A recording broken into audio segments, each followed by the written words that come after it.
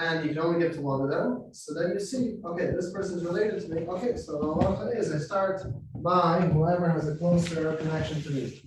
So first you start by somebody who is related. Then comes next somebody who is, if they're not related, then you give it to somebody, aniya ircha, somebody in your city. And if you don't have anybody who's related to you and you have nobody to give in your city, and somebody's coming from a different city, then they take the third spot, so to speak. Now listen to this.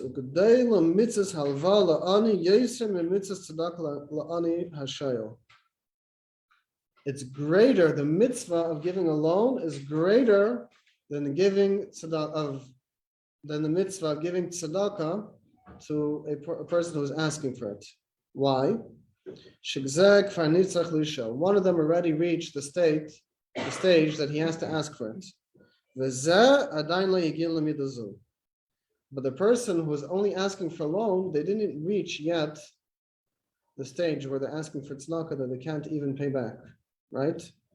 But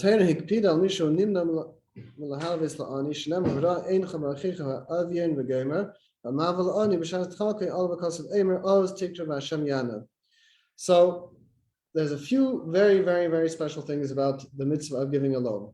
So number one, as we just read, what's a bigger mitzvah? The answer is to give a loan is a bigger mitzvah. And the Torah is very particular about this mitzvah. And it says that somebody who helps out and gives a loan to somebody when they need it, the Torah tells us, Oz Tikra, when you will call out, Hashem will answer you. So there's a tremendous physical reward to the one who Pashut helps somebody with a loan. It's a bigger mitzvah, as we see, than even giving tzedakah. So it's a very, very special mitzvah. And it's also hard. The biggest mitzvahs always come the hardest. So, base, I feel usher. So, in Tzarech Lulves mitzvah, lahalves lei, la'anese, abedvarim, leyotze, etza hagenes lei. Now, one may think, listen, tzedakah I have to give to somebody who doesn't have, right? Is there a mitzvah to give tzedakah to somebody who doesn't need? To somebody who's rich? Of course not, right? They're the ones giving tzedakah. But lending is different. When it comes to the mitzvah of lending, you fulfill the mitzvah, and there's also a mitzvah to give to somebody who themselves is in the category of a rich person. And there's a mitzvah, if you know something, to help them, give advice in business, so on and so forth, and a way to help them, this is also a mitzvah. Let's think about it for a second. What's the difference? What's the difference? When it comes to tzedakah, there's a mitzvah only by somebody who needs it, right? You're not accomplishing anything by giving tzedakah to somebody who doesn't need it. They'll give you the tzedakah, right? So to speak. Well, how come when it comes to giving a mitzvah of lending, that it applies? So if you give $1,000 loan to someone that you can't pay it back, then you're already setting them up for failure. To not be able to return. Oh, very good. Yes, that's actually we're going to discuss. That's going to be in this chapter also, correct? Yep, very, very good. Very, very good. And another reason is that the mitzvah of giving a loan is not necessarily if somebody doesn't have. If they just want to expand, let's say their business, whatever it is, there's still a mitzvah to help. There's still a mitzvah of Am Yisrael Pasha to help them. So even though as they are now, everything is fine, so tzedakah, they actually don't qualify to take. But if just to help them to expand whatever it is, that itself is still a mitzvah to help out another yid. Gimel. Now this is important. Also, lahalvis b'lei edim, the third halacha, one is not allowed to give a loan without witnesses. Va'afilu l'talmid chacham. Elim came al veil al mashkein va'mavla b'shtar m'shubach yeser. So this is a very, very important concept in halacha. I'll first explain outside. So we just learned that one cannot give a loan without witnesses, unless you're doing it with you take a collateral. Let's say I'm going to lend you $100, but you're going to leave with me your phone, whatever it is, your hat, your whatever it is. Why is that? Why can't you give a loan without witnesses? The answer is you don't want to ever reach the point of either the person forgetting about the loan or they have a change of heart, chas v'shalom, and they decide, I'm not going to pay you back, because then they're transgressing. They're stealing pretty much. If they're denying that this loan ever took place, in essence, what they're doing is they're stealing money from you, right? So the purpose of witnesses is there, as at the time that you're giving the money, you're not putting a stumbling block in front of them that they're going to come to transgress, because you'll always have the witnesses to come back to. What do you mean? I have two witnesses that were there at the moment. They can go and testify, right? You're setting yourself up to be l'chatchila, even before anything happens. That's nothing should happen down the road, right? So even a $20 loan, so on and so forth, you don't want the Torah set up a system where you're never going to run into any problem. Hopefully, you're never going to run into any problems. And if you do, it's going to be taken care of in a second. There's witnesses. There's nothing you can't run away. So, and the truth is, it says over here also, also when it comes to giving a loan to a Torah scholar, it's the same halacha. Oh, 1 second. Even though by them we're not worried that they're going to steal, but they can forget. Yeah.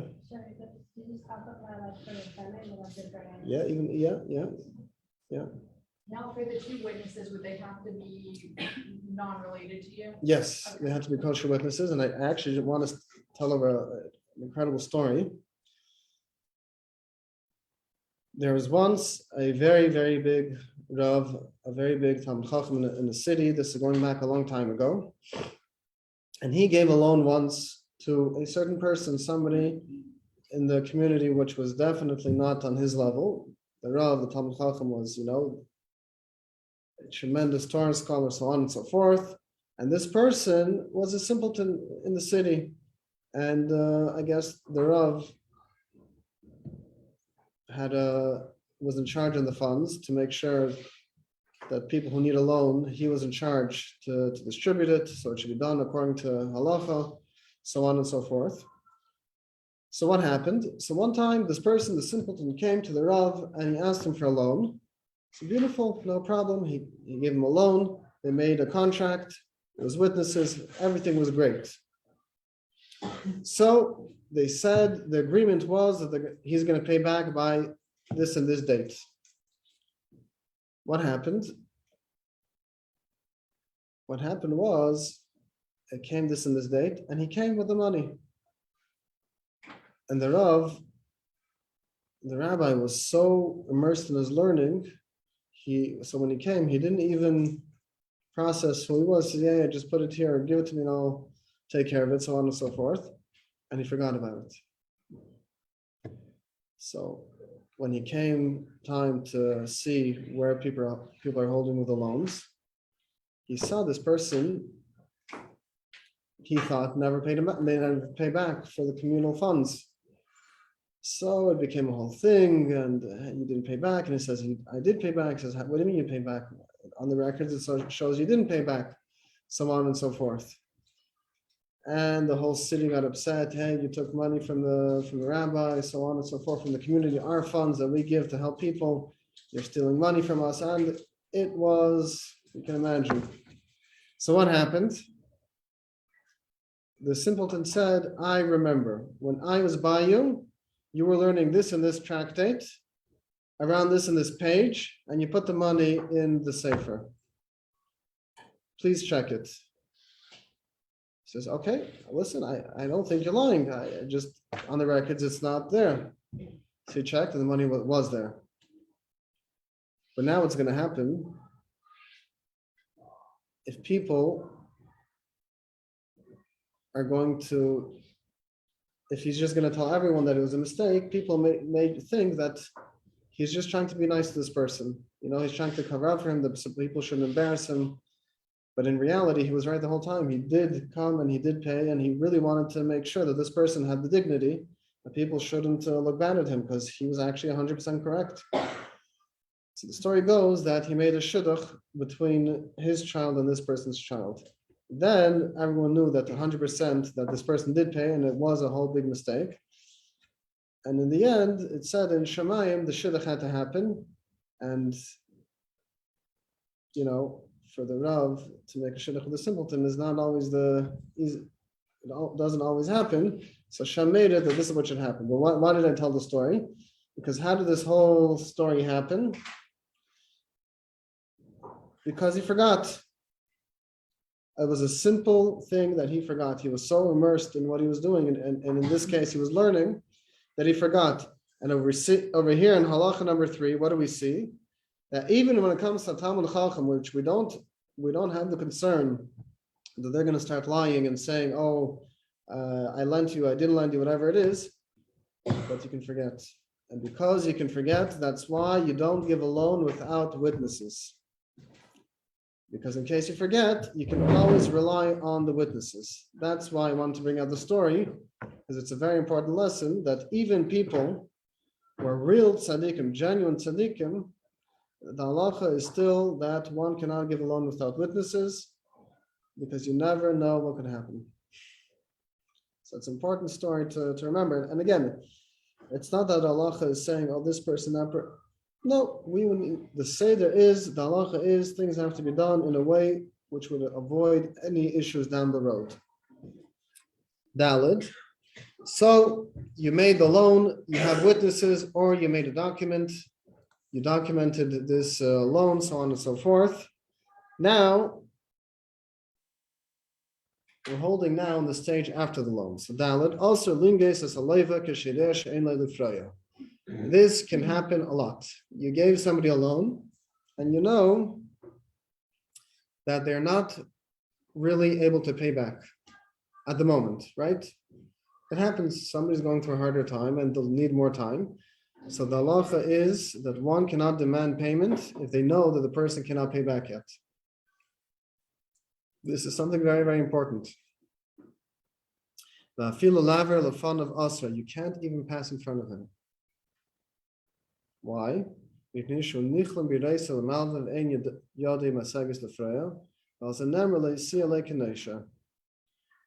what happens when the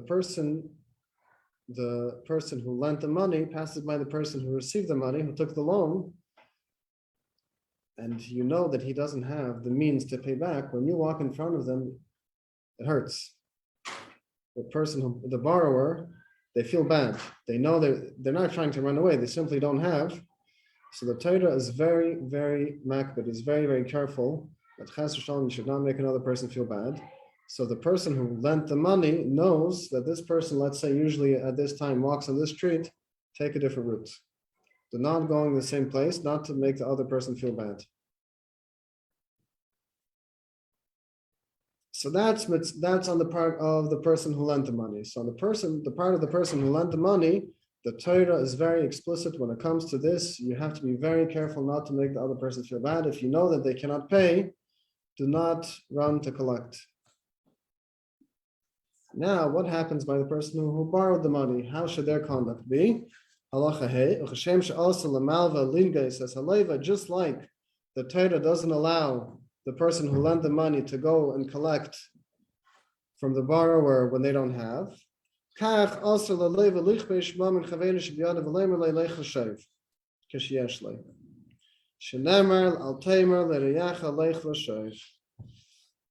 Just like if a person doesn't have the money to pay back, the Torah is very clear. You're not allowed to go and make them feel bad. The same way, the person who borrowed the money, if they're able to pay back, they're not allowed to say, hey, come back to me next week, I'll pay you back. So the Torah takes both approaches. Just like you have to be careful with the dignity of the person who borrowed to make sure that they are dignified, and then Hashem will pay you back when they have. The exact same thing. If a person has the means to pay back, they're not allowed to push off their debt and say, hey, come back to me next week. I don't want to pay now. I have other things. No, the mitzvah is you have to pay back as soon as you have. Vav, the sixth halacha. Also, lalev likachas halva leitzia shalei letzerich ad shetuchel lehe'avid leyimtza hamalva memalik beis v'afilim hamalva hu asher gadol. Somebody who takes a loan is not allowed to be irresponsible with the money that may cause them to lose it. Let's say they did a business investment, right?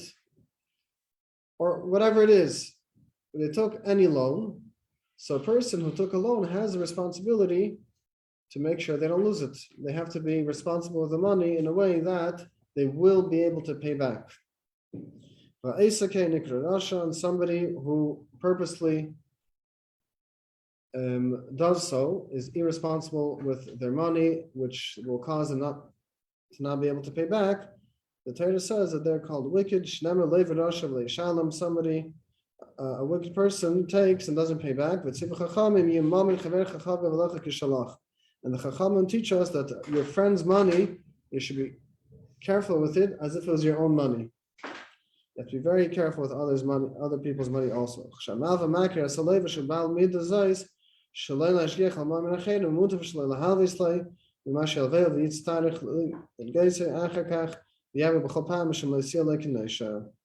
And look at this is very interesting. As incredible as we said the mitzvah of giving a loan is, right? It's a big mitzvah to give a loan. It's greater than tzedakah, so on and so forth. If you know that the person you're giving a loan to is from the nature that they will not pay back, or they'll be irresponsible with the money, and they will lose it, the halacha is it's better not to give them a loan to begin with. What's going to happen? You're not going to fulfill the mitzvah of giving the loan. Fine. What happens if you do give them the loan and you know that they're responsible with the money? You're going to transgress every single time you're going to ask for it. So you're going to end up with 10 transgressions as opposed to just not fulfilling the mitzvah. So it's better just don't give it than have to go through 10 transgressions, so to speak. Whenever you give the loan, should you discuss kind of a suggested timeline? For sure. Yeah, for sure. Definitely. You're definitely able to set most people today, if it's a small loan, most people will just do it through witnesses. Anything which is already more significant, so most people, they make a contract. It's actually documented, you know, that you're going to pay up until this and this time, and that's the responsible thing to do. Because number one, you need to get paid back, right? If you give an open time, you can pay me back whenever you want, it may not be as good for you. You know, you don't know when you're going to get your money back.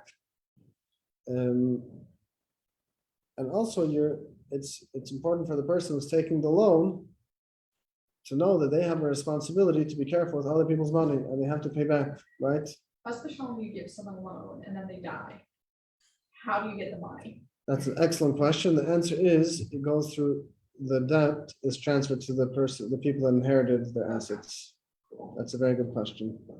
So they inherit the debts also. I think in American society, it's the same thing. That's why I have insurance, because the debt, if somebody has a mortgage, for example, and they passed away in the middle of the mortgage, the kids have to pay, the inheritors have to pay the mortgage.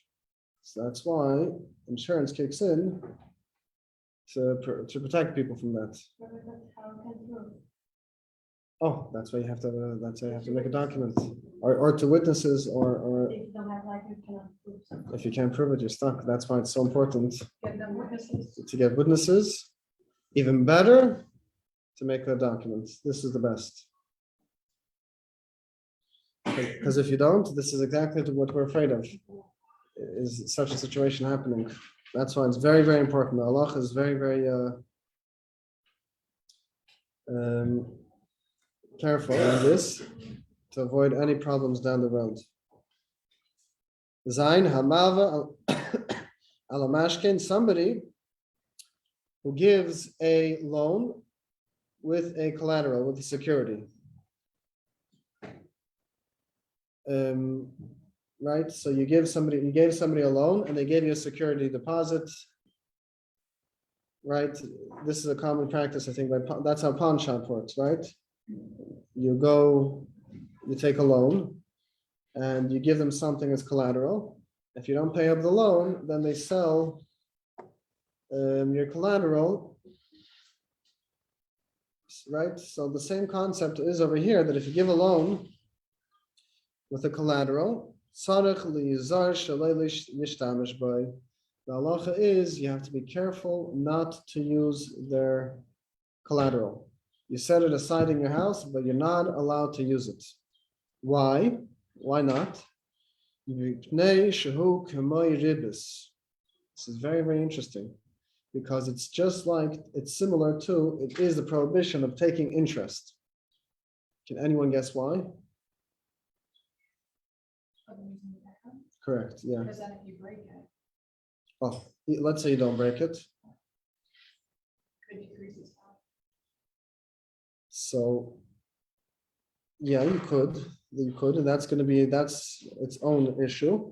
But let's say somebody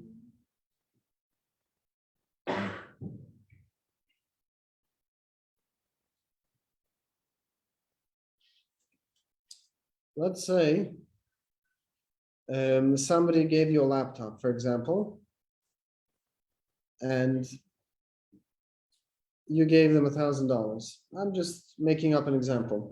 So when they pay you back the $1,000, if you are using their laptop, that has a value for itself. You were in the henna, you benefited, you gained from something that they gave you. So it comes out that you got $1,000 back, plus you derived benefit from something else that they gave you. You derived benefit from their collateral. So it comes out that you took a certain form of interest, of ribis, because you gained back your money, and you gained your derived benefit from an extra thing. So you got back more than you gave, in a certain sense, right? So even though it's not tangible money, but it's benefit. If you derive benefit, this is already a certain type of ribis. The im hilva la'ani almara kardem v'chayetzabai. Now let's say somebody took a security of a shovel or of an axe, for example,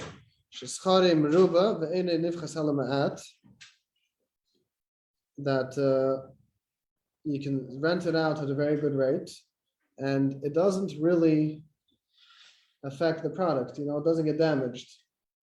Then you're allowed to rent it out to others, even without taking permission, from the borrower. You're allowed to, let's say you're renting out $25 a day for using the shovel or for using the axe. So what do? For each day that you receive the $25, you take off from what he has to pay you back. So you're not deriving any benefits extra, because you're not getting extra money. Whatever you're gaining, you're taking off from his debt. Probably that's what they would want. Now they have to pay back less. There's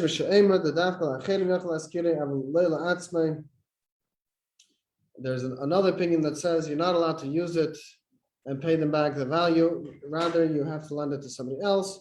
So people shouldn't think that you're using somebody else's collateral, right? But they don't know that because of that, you're giving him, you're lowering down his debt. But so the kitzur, if somebody's giving you a collateral, let's just make it simple. Somebody's giving you a collateral, you're not allowed to use it.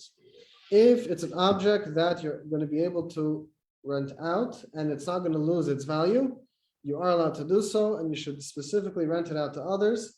And all the money, the profit that comes in from renting it out, you take away from their debt. The 8th halacha, imreid salamav lekach asmashke min aleva shalei b'shas alva ala acher kach layasa ki'im al pi bezdin. Now, let's say you gave a loan. Your friend asked you, "Can I please borrow $1,000? I want to open up a business." So at the time, you got witnesses.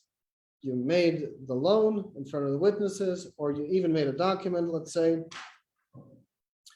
And then a few days later, you said, "You know what? I don't feel comfortable. I want to take a security also. $1,000, there's a lot of money. I don't want to take any chances. I want to now get a security, a collateral." So the halacha is that you shouldn't go and demand a security. Rather, this is something which should be done by a beis din. Test, the ninth halacha.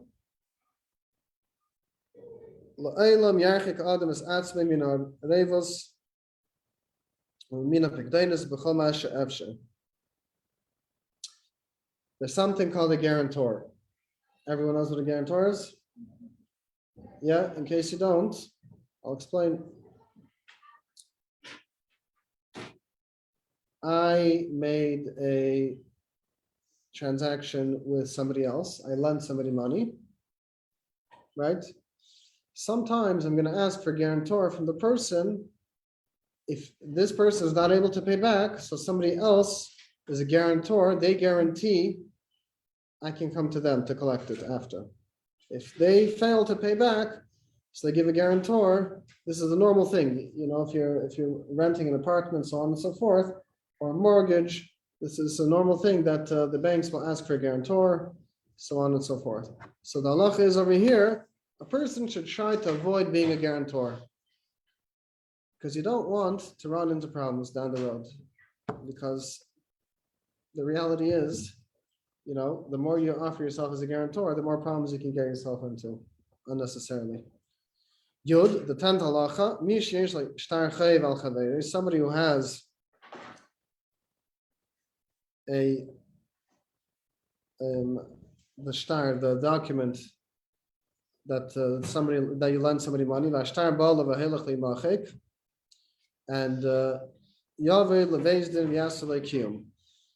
let's say you made a document, right? You lend somebody money, you made a document. By accident, you had the document sitting on the table and it got ruined.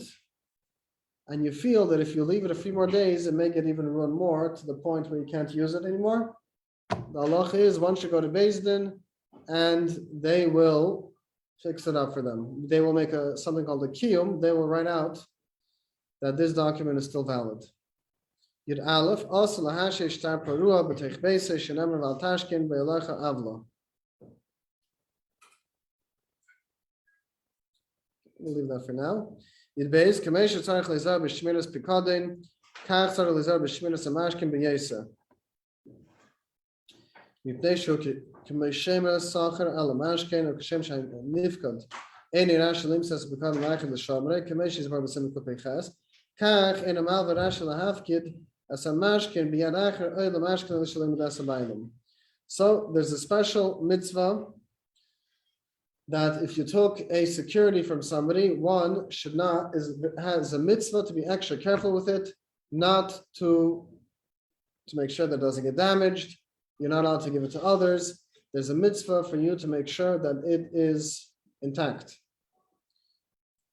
Yud Gimel, Hamalva es Chavere al Mashkin, somebody who gives a loan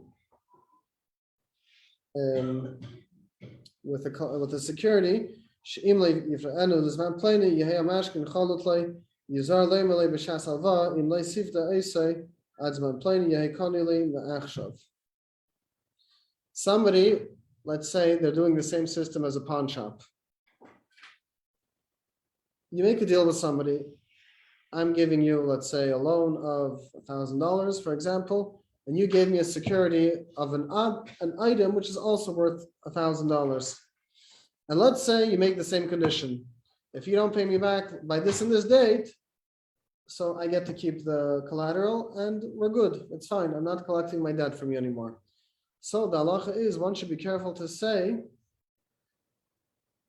that if in the event that this happens, it's mine from now. Meaning from this moment when the loan happened, it becomes my object if you don't pay back. Yudalid mishu yedeh shechayv lechavere v'chavere emer levade li she'en chachayv li patim l'shalom le sharei machale. This is also a very interesting case. Let's say I know for a fact that I owe this person money. They gave me a loan and I have to pay them back. And I go to my friend and say, hey, I have to pay you back. And the person says, no, what are you talking about? You don't owe me anything. What do you think is halacha? I know for a fact I have to pay this person back. They're saying, no, what are you talking about? You don't know. It never happened. What do you do? Can anyone guess? You don't have to pay anything. Why? Because sharei machalai, because they apparently forgave the loan. So this is a very important thing. On one hand, this could happen. The halacha is, it's assumed that they forgave the loan. Tazvav, the last halacha. Somebody, a borrower who was paying back through an emissary, they sent somebody to bring the money. As soon as you gave the money through the emissary,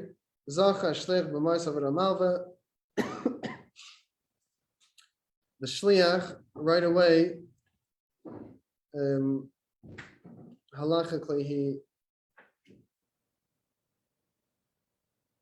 acquires the money for the person who gave the loan.